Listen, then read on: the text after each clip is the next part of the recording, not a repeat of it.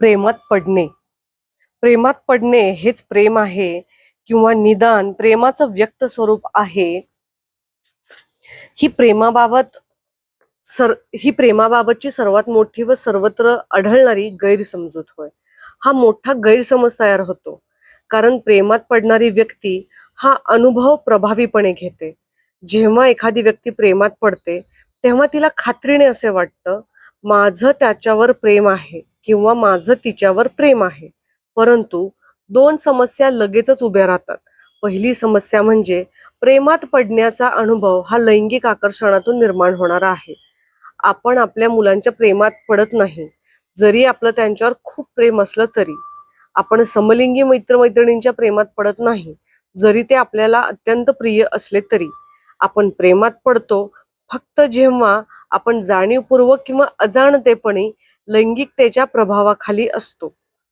दुसरी समस्या अशी की प्रेमात पडण्याचा अनुभव हा अल्पकालीन असतो.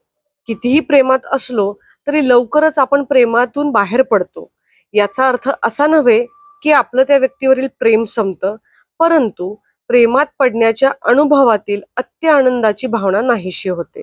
मधुचंद्र नेहमीच संपतो, खुललेला प्रणय नेहमीच कोमेजतो.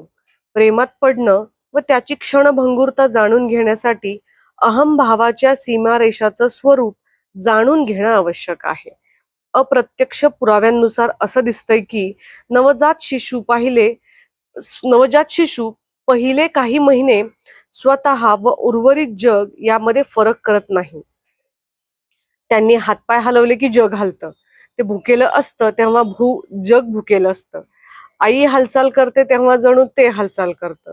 आई गाते तेव्हा त्यांना समजत नाही की आपण गात नाही.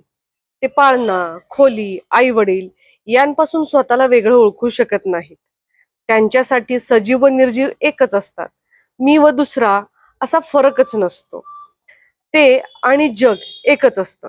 सीमारेषा नसतात, विभागणी नसते, स्वतःची ओळख नसते. कालांतराने ते मूल स्वचा वेगळा अनुभव घेऊ लागतं. जगापासून वेगळं असलेलं एक अस्तित्व. मग त्याला भूक लागते. त्या प्रत्येक वेळी आई हजर असते असं नाही. त्याला खेळायचं असतं, तेव्हा दरवेळी आई खेळतेच असं नाही. त्याला अनुभव येऊ लागतो की त्याच्या सर्व इच्छा आई पूर्ण करत नाही. त्याची इच्छा व आईचं वागणं यात फरक आहे असा अनुभव ते घेऊ लागतं. मीची जाणीव मूळ धरू लागते. आई व मुलांमधील नातं ही अशी जमीन आहे ज्यातून मुलाच्या स्वची वेगळी जाणीव वाढू लागते. तेव्हा